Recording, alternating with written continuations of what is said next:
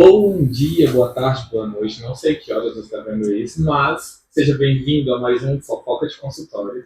Hoje, coloquei até um negócio mais aparente aqui, porque a gente está com uma convidada simplesmente internacional, gente. Ela não é qualquer coisa, sabe? Não é qualquer Caldas Novas. Não tem no Brasil. Literalmente, ela agora tem porque ela voltou para prestigiar a gente, mas não estava. Então, hoje, nossa convidada, ela não é qualquer pessoa.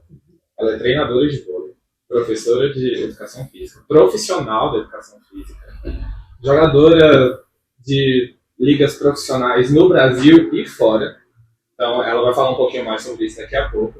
Mas só para vocês terem noção do nível que a conversa vai chegar hoje. E Bruno, você conhece um pouquinho a nossa convidada? Eu conheço um pouquinho a Érica, né, Érica? Só um pouquinho a Érica. Não vamos falar de idade, não vamos falar de tempo, não vamos falar de conta, pessoal. Vamos parar de fazer conta, mas já vão alguns anos aí de uma boa amizade. A gente se conheceu meados de 2010, talvez, 2009. E desde então a gente acabou, os nossos caminhos foram se cruzando o tempo inteiro. A gente se encontrou também bem chique, né, na Europa, em algumas ocasiões. Gente, olha o ouro dele lá brilhando. Nós nos encontramos lá e desde então a gente vem trocando muitas figurinhas, até porque a Érica, como o Fernando falou, trabalha muito com esporte, que é uma coisa que está bem ligada como quem acompanha a gente aqui no podcast sabe que nós temos clínicas, etc. E é um assunto bem sinérgico, então a gente sempre tocou muita figurinha e hoje a gente trouxe ela aqui para compartilhar um pouco dessa história para vocês, para ela explicar para vocês um pouco sobre curiosidades do vôlei e tal. Se vocês também quiserem deixar perguntas para a gente aqui embaixo ou mandar nas nossas redes sociais, é interessante. Érica, e conta para a gente um pouquinho, se apresenta, fala um pouquinho de você, das suas conquistas, uma coisa bem leve para a gente conhecer mais e o nosso ouvinte também te ouvir. Seja bem-vinda, né? Seja bem-vinda. Seja bem-vinda à fofoca de consultório. Hoje talvez uma fofoca de quadra? Talvez, né? Vamos manter a fofoca. Tem muito. Então, meu nome é Érica Carvalho, eu sou ex-atleta profissional de vôlei. Eu joguei 20 anos da minha vida, né, nos principais times do Brasil, da Europa. Eu tenho alguns títulos internacionais, nacionais, graças a Deus, né? Até botar o óculos para prestar atenção. Então, eu comecei muito, muito precoce a minha carreira com o voleibol. Então, com 13 anos, eu já estava jogando alguns campeonatos importantes aqui em Brasília. Com 16 anos, eu já comecei a sair de Brasília para jogar campeonatos fora, em outros estados. Gente, com 16 eu estava aprendendo a jogar bet. Com 13 eu comia terra. Eu parei de comer terra com 10. Muito precoce essa menina, adiantada. Sim, então, foi muito precoce a minha trajetória nesse início, né? Então, com 18 anos, eu já estava na Itália jogando a principal liga da Itália, né? Com atletas já com nível muito alto. O título de melhor atacante do mundo, melhor levantador, enfim. Tudo começou na rua.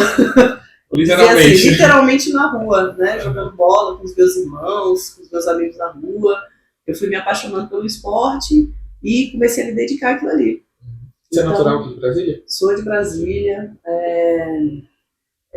Minha família toda é daqui de Brasília. Apesar de eu ter ficado mais tempo fora de Brasília do que... Tô falando. Porque... Quanto tempo você ficou? Você ficou muito mais tempo no Brasil ou mais tempo fora? Eu fiquei mais tempo fora do Brasil. Sempre focado no vôlei. Sim, você sempre estava fora trabalhando com isso, jogando, treinando, fazendo... Quando eu comecei a me destacar aqui em Brasília, que eu já comecei a jogar, né, os campeonatos fora de Brasília, né, eu saía para jogar com a equipe daqui e voltava, e os olheiros começaram a me ver, né, os empresários, e aí eu praticamente só vinha passear em Brasília. As férias, né? Era só passear. Então eu fiquei em Suzano, eu saí daqui com 16 anos, eu comecei a jogar em Suzano, São Paulo. Uhum.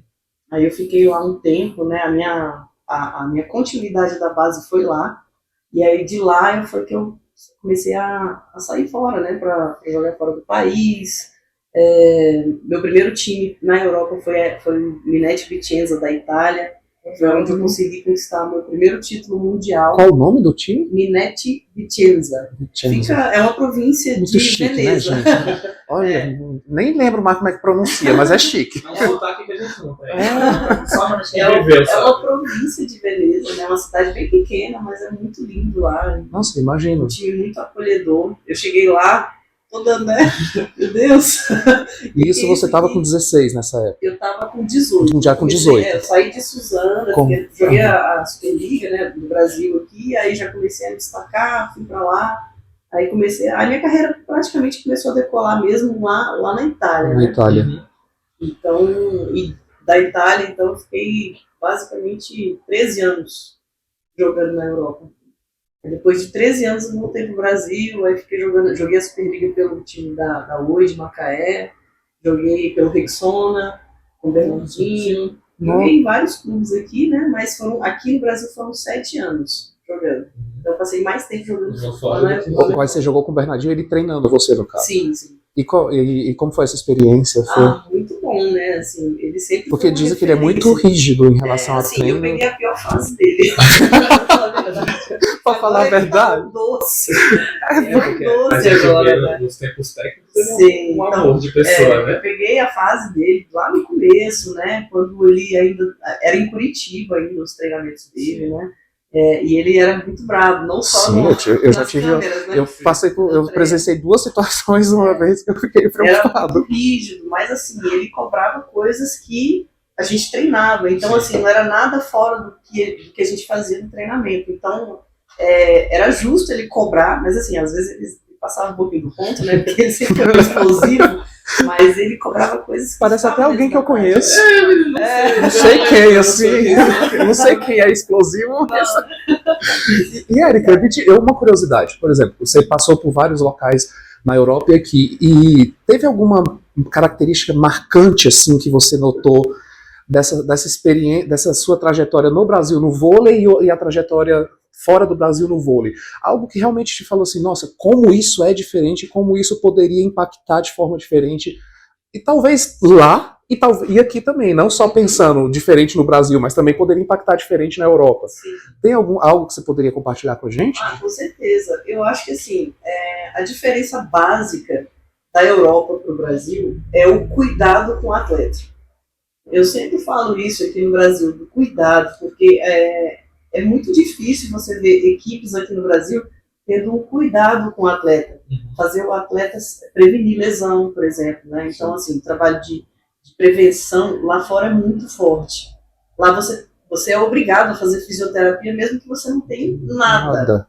Você não precisa ter alguma coisa para fazer fisioterapia. Você tem que fazer trabalho de reabilitação, de cuidado mesmo, para o atleta não se lesionar durante a temporada. Então, assim, eu não me lembro, em 13 anos que eu joguei na Europa, eu não me lembro de ter me lesionado.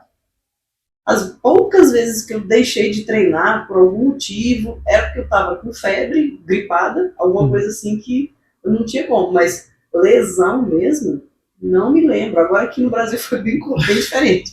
Então o Brasil poderia aprender com a prevenção. Eu lesionei muito aqui no Brasil, porque é muita porrada, né? Um atleta, vamos, porque quer resultado o tempo inteiro. Lá fora eles querem o resultado também. Só que a diferença básica é que eles pensam na saúde do atleta em primeiro lugar. Sim. E aqui não, aqui o resultado é em primeiro lugar.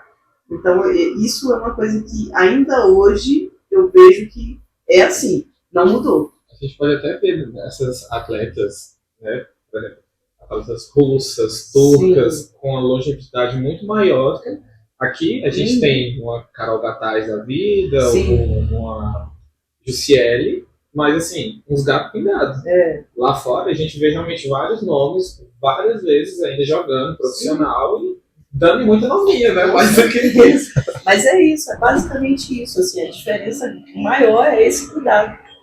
Quando eu voltei da Europa para cá, eu tomei um susto. Eu falei, meu Deus, não tem fisioterapia regenerativa, não tem um cuidado? Aí eu falei, caramba, cadê?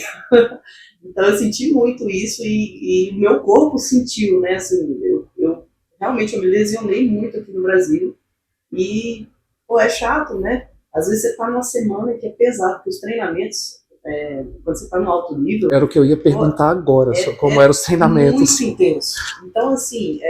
Você vive naquilo. Você vive naquilo, você quase não tem tempo de descanso. Às vezes você tem uma quarta-feira à tarde de folga. Uhum. Você treina de segunda a segunda e uma quarta-feira à tarde de folga. Isso quando não tem jogo. Que você ainda tem que treinar. Entendeu? Então é muito puxado. E é treino 3 vezes no dia. Porque tem a parte física, a parte com bola de manhã, você vai em casa, almoça, descansa um pouquinho e volta para o treino da tarde, que é bem extenso também aqui. Então é pauleiro o tempo inteiro. Então esse cuidado é que eu não senti aqui. Uhum. Entendeu? E nesse termo de falou de cuidado, de prevenção, assim, não conheço, posso estar sendo injusto, de forma geral, com os clubes, enfim, com essa parte mais de alto rendimento. Mas pelo que a gente vê, que aparece, a gente vê que no Brasil, tipo, o Minas, como um clube que pensa um pouquinho nisso, um pouco não, é bastante, pelo que eu vejo, e talvez um Praia Clube da Vida, que são clubes que têm muito investimento privado, né? E como você viu essa parte de investimentos também, público-privado lá fora, e é comparado aqui no Brasil? Sim. Então, lá fora eles buscam essa parte de apoio, né, patrocínio. Sim. Eu acho que eles já fazem isso com uma certa antecedência, muito antes da temporada iniciar. Já tem tudo ajustado, então eles têm apoio público, sim, tem apoio de banco, tem apoio de concessionária. É muito comum a gente ter carro lá fora, né? Então, assim, coisas que aqui no Brasil também, eles não mexem muito com isso, né? Então, também, é verdade, eu lembro que quando a gente se encontrou na Europa, você até falou assim, eu não sei com qual carro eu vou estar. Eu falei, gente, é muito fina. Sim. Aí, essas coisinhas assim, aqui também faz uma falta, né? Porque lá fora, por exemplo, eu tinha gasto mínimo com as minhas coisas. Eu comprava coisas pessoais, mas eu não tinha que gastar com alimentação, eu não tinha que gastar com moradia, eu não tinha que gastar com veículo. Então, normalmente, os clubes lá fora, eles te oferecem tudo isso. E você conseguia fazer o que a gente ainda fala, o Fernando ainda falou, se dedicar 100%, se dedicar 100%, que é o que precisa. Você está lá para aquilo ali e você tem tudo ali a teu favor. Aqui já é mais difícil. Assim, aqui você recebe um salário, né, X, relativamente bom, mas em compensação você tem que gastar com alimentação, com hospedagem, né? Se você não mora na cidade, você tem que alugar, você tem que ter o seu carro próprio. Então, assim, você acaba que gasta mais e tem uma rotina muito mais intensa de treino que, sabe, não é bom, mas aí vem a parte do cuidado de novo, que faz falta, né? Sim. Da reabilitação. Você não fica completamente feliz. Sim. E quando você começou, você chegar aí lá para fora, qual foi, vamos dizer assim, suas inspirações, quais foram os seus anseios, né? Tipo, quando a gente inicia algum projeto, qualquer desejo, a gente costuma ter assim, não, quero chegar em tal lugar, tal pessoa chegou lá, eu também quero chegar. Como que foi essas inspirações e motivações para você? Eu sempre tive o desejo de ser jogadora de vôlei, né? Assim, desde que eu me entendo com gente, eu via na televisão falando, nossa, eu vou ser jogadora. Mesmo não tendo tamanho, eu vou dar meu jeito. Sim. Né? Porque até então, com tudo essa ideia de eu querer ser jogadora, quando isso começou muito forte dentro de mim, não existia o líbero, que é a função que eu joguei na minha vida inteira, né? Então eu ficava, meu Deus, as mulheres todas de 1,90 m para lá e eu querendo ser jogadora de vôlei. Né? Mas, enfim, eu sempre me dediquei muito. Poxa, eu pensava, não, eu não tenho 1,90 m, como é que eu vou fazer para passar no bloqueio do mesmo jeito que uma mulher de 1,90 m? Eu preciso passar pelo menos a cabeça do bloqueio. Ou passar por ela, né? Então eu treinava, eu chegava, cansei de chegar, o treino começava às 4, eu chegava 2, 3, ficava 1 hora treinando, fazendo escada, eu ficava me aperfeiçoando para chegar no meu objetivo. E eu realmente conseguia fazer, só que, né, a estatura pesava. Mas aí, graças a Deus, surgiu o livro e tudo encaixou como uma luva para mim, né? E aí foi onde era só o que eu precisava para continuar a minha vocação, a minha determinação para seguir profissional. Gente, e vocês já perceberam que a gente está falando aqui bem sobre o tema esporte, de uma forma bem ampla, de uma forma bem geral. A gente já falou algumas coisas sobre como é lá fora, como é aqui e tudo Sim. mais. Mas assim, falando do tema bem fofoca mesmo, de consultório, fofoca de quadra. Érica, teve alguma situação assim inusitada? Mas assim, inusitada mesmo, que você possa contar pra gente, é claro. Mas divertida, engraçada, alguma coisa assim que você possa compartilhar com a gente? Nossa, tem várias, né?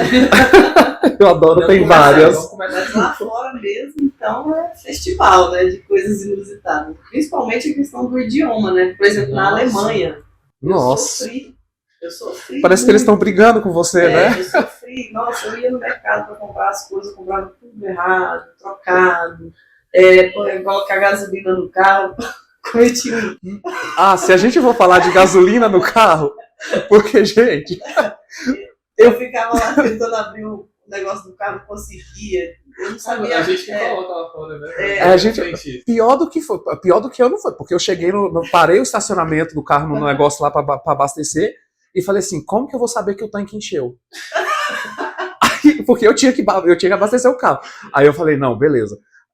Bruninho, fica ali dentro. Bruninho tava comigo, me acompanhando. Fica ali dentro que eu vou descer, eu vou pegar o negócio, eu vou colocar dentro do carro e eu vou ficar ouvindo. Na hora que estiver perto, você fica vendo se o negócio subiu. Nós ficamos desse jeito, pessoal, para abastecer um carro. Aí depois a gente, na hora de pagar, o cara falou, por que vocês ficaram daquele jeito? Ele é automático. Eu falei, moço, agora faz sentido, porque aqui no Brasil a gente tem frentista. Mas olha, foi Então, cômico. Isso eu também passei muito, né? Você ainda tinha uma pessoa pra te ajudar e eu ficava olhando assim. Gente, eu achava que era só comigo. Então, assim, tô passei aliviado. vários perrengues, né? Assim, com relação a comprar as coisas trocadas, né? Falar mesmo. Eu me perdia muito, né? Na cidade. Nossa, eu entrava numa rua, meu Deus do céu, e agora o que eu vou fazer pra voltar? Tudo, as placas, eu não conseguia entender nada, tudo em alemão, né? Então, nossa, eu passei muito mico lá, assim. Não. E a comunicação trabalhava em quadra também? Assim? No começo, sim. Mas Eu aí imagino, depois imagina, todo a mundo mímica- correndo. A mímica é o... Aí ele fala, vai, você não... Você Aquele não bendito, qualquer pessoa entende, né? não bendito. Aí eles começam a falar, Schnell, meu Deus, Chinelo. Schnell, que veio do treino do jogo, até entender que Schnell era rápido, eu... Nossa! Então eram as coisas assim que, às vezes, né, pegavam, meu Deus, mas aí, depois que eu aprendi a falar o idioma, aí melhorou um pouquinho, porque eu passei muito mico lá. Foi bastante tempo, então deu pra ir se familiarizando, né? Com certeza. E eu acho que nada melhor do que aprender o idioma que viver no idioma. Né? Porque sem a gente dúvida. Não, tenta você aprende aprender. muito mais rápido. Não tem nem comparação. Eu com esses perrengues foram assim, em questão de 3, 4 meses. Depois eu tava bem sossegada lá. Eu já tava aprendendo já o idioma mais rápido, né? Uhum. A conversação você comunicando ali o tempo inteiro com o pessoal, então você acaba aprendendo mais rápido, né? E no Brasil você você ficou fixo em outros estados, além daqui de Brasília, além de Suzano, que você falou também, em Manaus?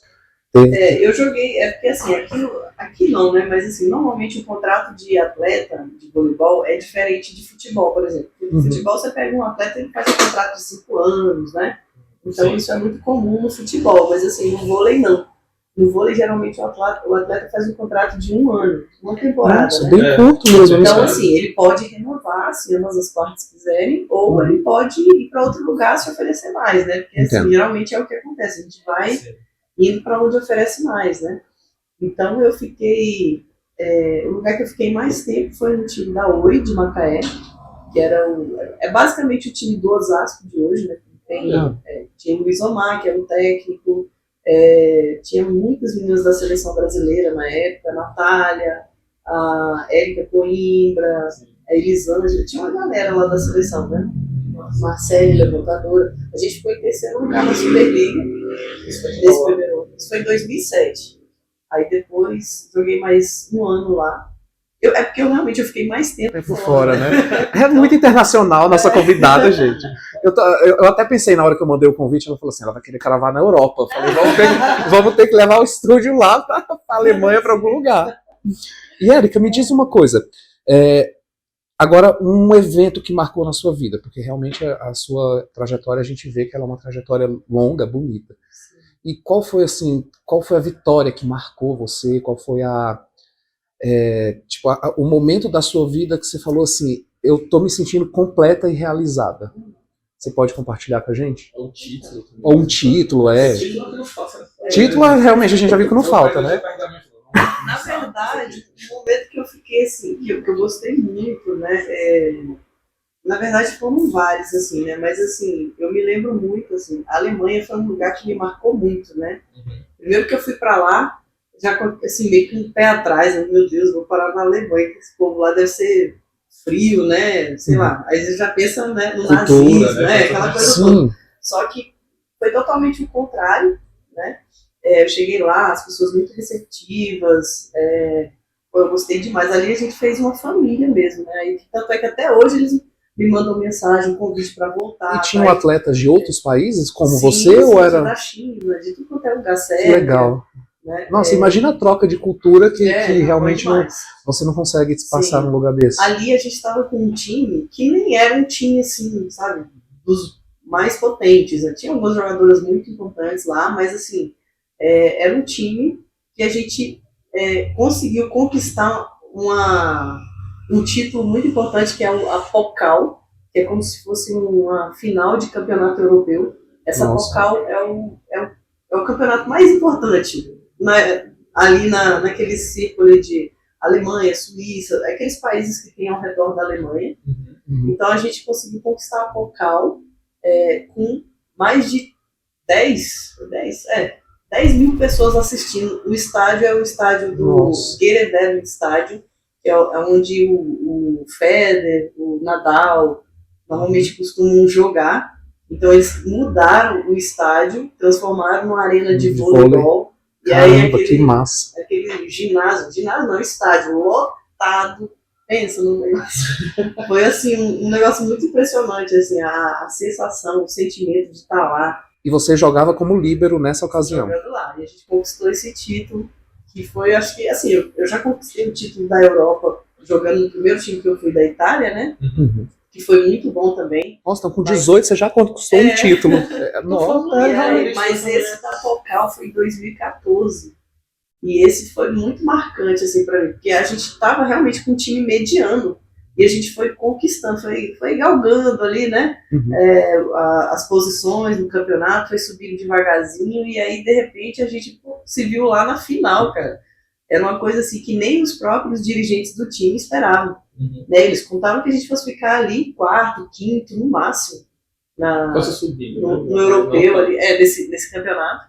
E a gente conseguiu ser campeão. Então, foi o primeiro título deles lá, assim, legal, de grande importância. Tanto é que o time hoje, depois daquilo ali, cresceu muito. Eles fizeram até um novo ginásio para as equipes agora, né? Então, e no futuro você tem pretensão? Você volta para a Europa? Você vai ficar aqui no país? Como é que tá as tuas projeções aí para os próximos anos? Era muito bom poder voltar, né? Mas assim, agora o meu foco agora está aqui em Brasília, né?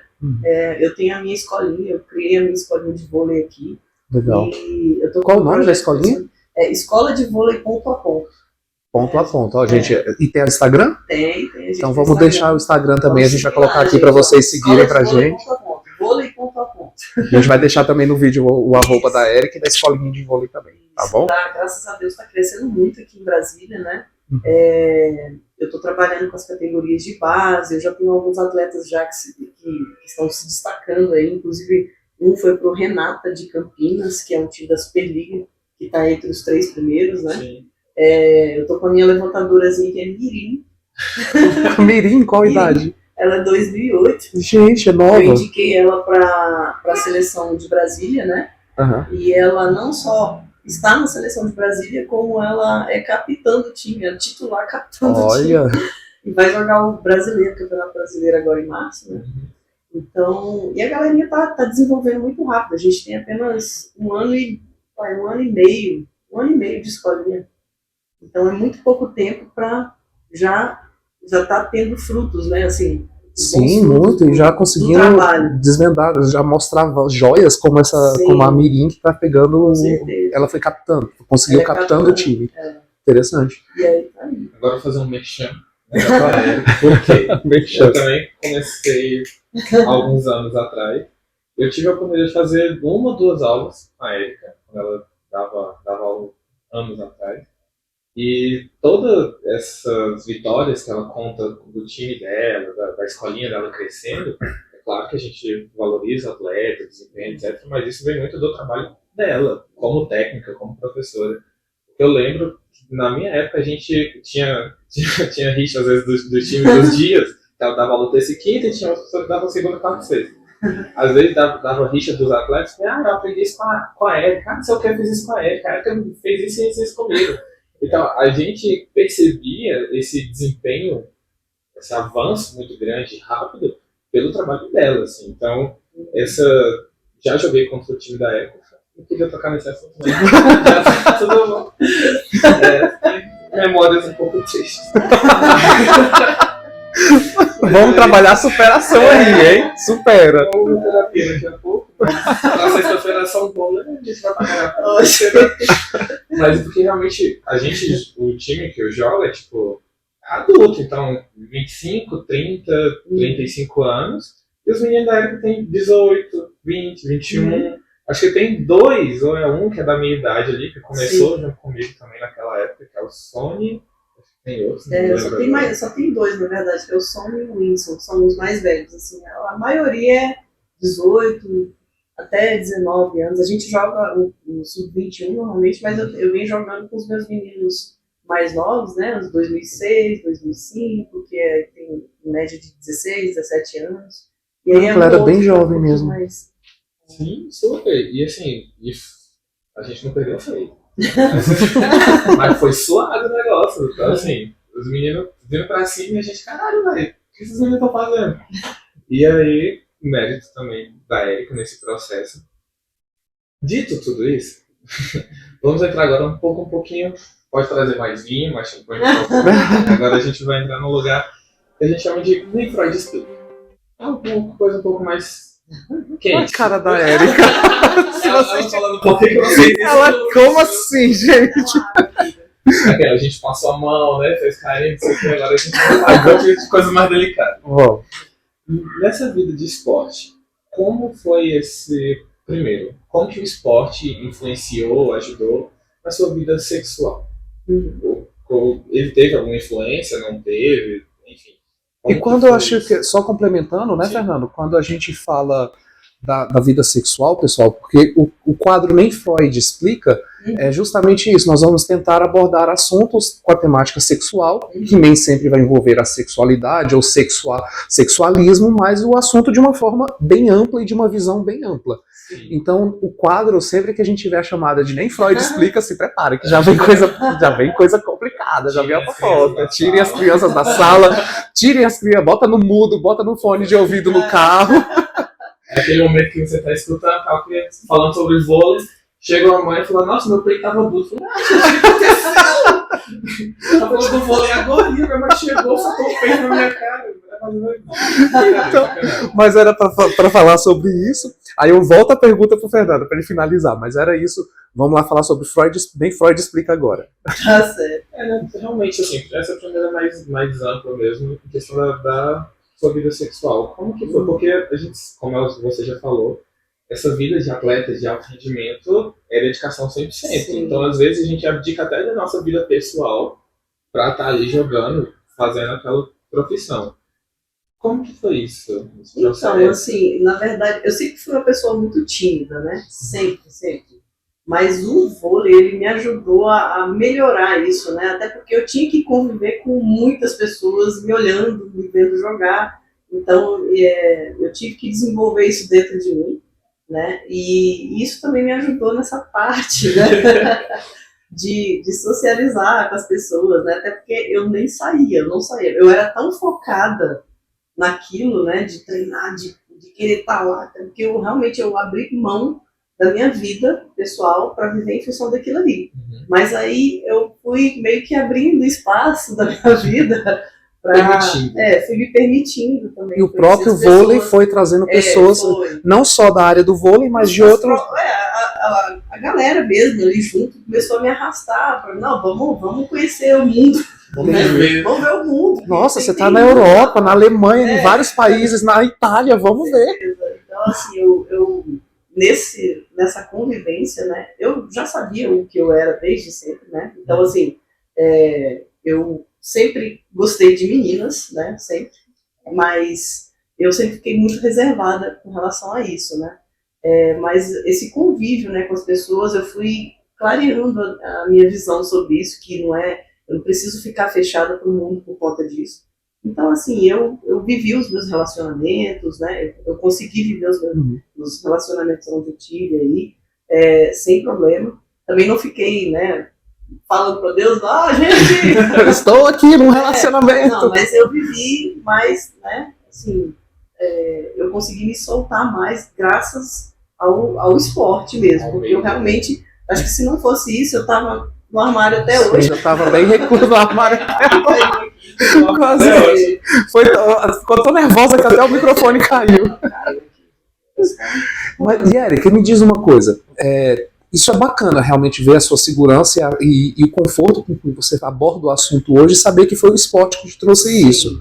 Mas a gente sabe que nem sempre é assim, e a gente sabe que aqui no país, assim, eu não sei, e a pergunta que eu vou te fazer agora é realmente leiga, porque você me falou que ficou muito tempo fora, então, aqui no país é de fato conhecido, notório, que a gente sofre muito preconceito. Sim. E quando eu digo que a gente sofre, porque da mesma forma que você gosta de meninas, eu gosto de meninos, e eu já enfrentei situações de preconceito na minha vida, na minha área profissional, onde eu tive que lidar com isso de uma forma muito impositiva. Sim. Isso... Você sofreu, você notou, você viu uma diferença muito significativa entre Brasil versus Europa, Europa versus Brasil? Ou você viu assim, não, os dois mundos, mesmo que distintos, encaram o mesmo problema? Sim. Como foi isso? Assim, eu acho que lá fora, pelo menos na Alemanha, assim, que eu me lembro, assim, né, eu acho que era um pouco mais tranquilo essa parte, tanto é que você via na rua, as pessoas andando de mão dada, uma coisa mais natural. Aqui no Brasil ainda sinto um pouco de... E no esporte também, por exemplo, no esporte você se relacionar, acontecesse a situação de você se apaixonar por uma outra jogadora, não do mesmo time, mas de outro time, isso você nunca te gerou problema, algo do tipo, você nunca presenciou nada... Eu sempre procurei evitar, assim, sabe, muito contato, com atleta, assim, pelo menos dentro do ambiente de trabalho, né? Eu tento sempre tentei fazer o máximo de profissional, ser o máximo de profissional naquele espaço ali, né? Mas ali fora, não, fora do meu ambiente de trabalho você eu sigo minha vida, eu tava fazendo fazendo o que eu queria, né? Sem desrespeitar ninguém, entendeu? Então, assim, eu acho que ninguém nunca teve motivo para falar de mim com relação a isso, porque eu sempre fui muito profissional. Nessa parte aí, sabe? Mas, assim, aqui, realmente, no Brasil, eu sinto um certo receio de, por exemplo, sair de mão dada na rua. Eu confesso assim, também que eu ainda me sinto bem desconfortável. Eu fico um pouco desconfortável. Estranheza, né?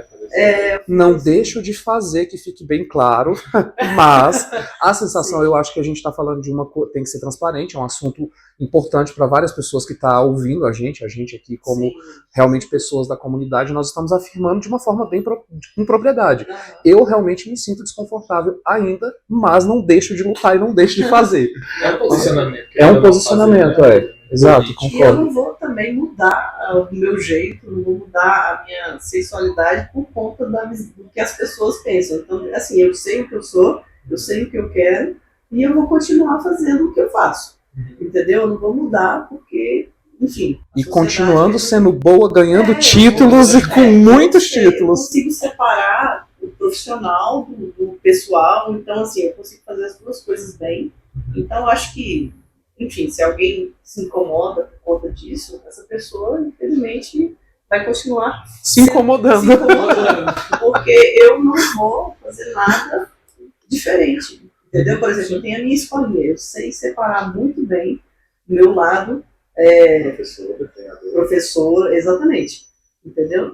Da minha vida pessoal. Tanto é que os meus alunos, eu tenho certeza que ninguém ali, ou se souber, enfim... Também não estou preocupada. Não faz a diferença. Eu não faço nem questão de que eles saibam da minha vida. Entendeu? Eu vou ali, faço o meu trabalho e a minha vida eu faço, enfim, eu conto a minha vida, entendeu? Eu aproveito do meu jeito, mas eu separo bastante essa parte profissional dos meus relacionamentos. Interessante. Assim, a gente do vôlei, só que é um ambiente, a gente sabe que tem em qualquer lugar, mas no vôlei nós temos muitas pessoas da comunidade LGBT que vêm exatamente para o nosso esporte e, às vezes, desde criança. Você falou que tem escolinha desde todas as categorias de base. Você vê alguma, não vou dizer preocupação, mas você vê algum receio, às vezes, dos pais de deixar a criança ali com algum colega que é aparente, talvez seja com traços mais femininos, ou menino com mais masculinos, enfim. Você vê essa questão também dos pais para com os filhos ou não? Então, assim, lá na escolinha, poucos pais frequentam lá. Normalmente eles deixam os filhos, graças a Deus, eles confiam bastante em mim, né? Eles deixam os alunos lá e não ficam lá. É um ou outro que fica. Mas, assim, até então eu nunca recebi algum comentário, ninguém nunca chegou para falar nada comigo. E eu tenho vários alunos lá, eu tenho transgênero, eu tenho... Nossa, que interessante. Eu tenho vários alunos, assim, que são gays, lésbicas, enfim. Mas eles se relacionam muito bem, né? Eu sempre coloco a questão dos valores lá na escolinha, isso para mim é o ponto-chave do meu projeto, são os valores. Então eu falo, gente, vocês podem fazer o que vocês quiserem, mas aqui dentro todo mundo tem que ser profissional. Primeira coisa, disciplina, respeito, né?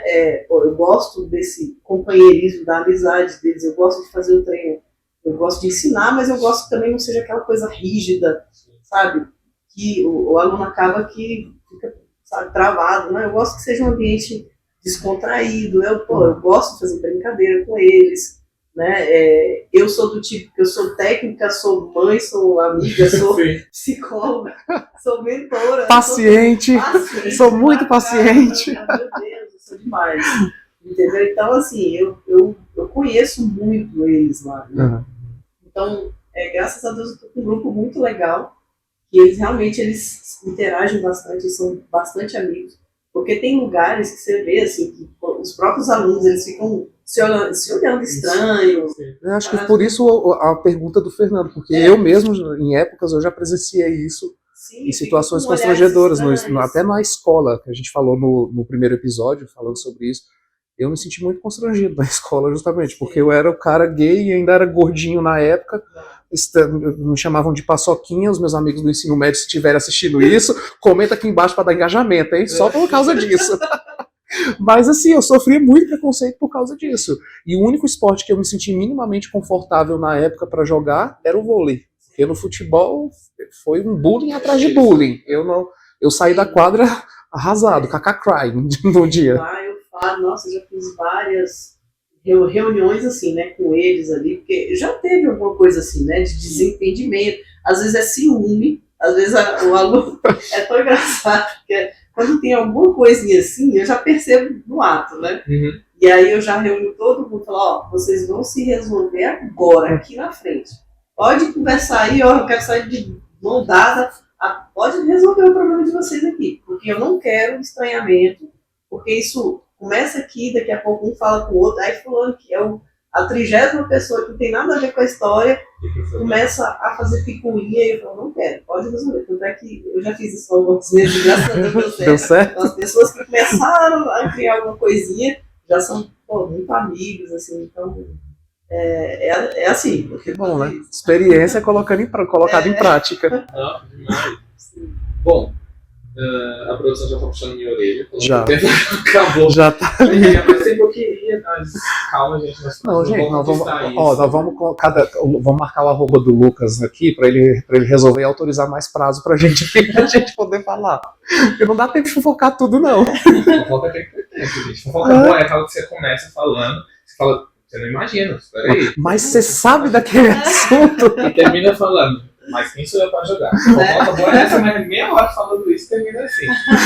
Mas, em nome da equipe, queria muito agradecer a sua presença aqui com a gente, todo o conhecimento, toda a fofoca que você compartilhou aqui, também as informações que eu acho que vai poder ajudar várias pessoas do esporte que querem começar ou que não sabem por onde começar, né? Ter essa possibilidade, onde pode chegar. Às vezes a gente começa tão E entre em contato, despretensioso no espaço. entre em contato com a gente, manda direct, manda mensagem que a gente coloca vocês em contato com a Érica. Se tiver dúvidas também, né, Fernando? O Fernando, como atleta, também pode tirar dúvidas e pode até repassar. Quem quiser começar na escolinha, fala com a gente, galera. Então, gente, muitíssimo obrigado. Se você também quer algum tema ou quer saber mais sobre algum assunto que a gente conversou aqui, manda pra gente, a gente conversa no privado, então traz até em outro tema de outro podcast, chama a Erika de volta, sabe? Chama. Eu não sei, a gente puxou um pouquinho pra... Aí se ela quiser voltar, ela volta, a gente fala mais um pouco e estamos de portas abertas, muito obrigado. Sigam lá, @vôlei.aponto. Vôlei.aponto. Vôlei.aponto, pessoal, no Instagram. Segue lá porque o negócio tá crescendo, tá ficando bom, hein, gente? E vai ficar melhor. Se Deus quiser, vai dar certo. Mas, gente, muito obrigada. Eu que agradeço aí a oportunidade. É sempre bom falar de voleibol, eu adoro. A gente vê, dá pra ver que brilha o olhinho quando você fala de voleibol e fala com amor de verdade. Isso é muito legal, é muito bacana. Muita diferença, né? Faz diferença. Pessoal, muito obrigado por vocês estarem ouvindo a gente, estarem assistindo, acompanhando. E, para finalizar de vez, eu quero agradecer a companhia, quem ficou aqui com a gente no carro, no vídeo e tá ouvindo a gente. E falar que no próximo episódio do nosso programa a gente vai falar sobre o quê?